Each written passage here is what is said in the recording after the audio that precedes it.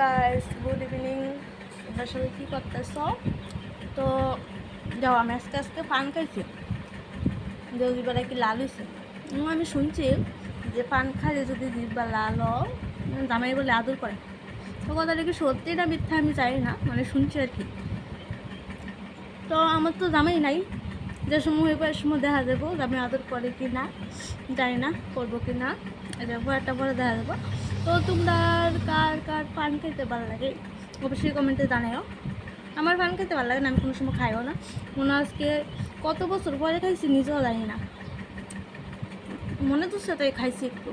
তো তোমরা কার কার পান খেতে ভালো লাগে?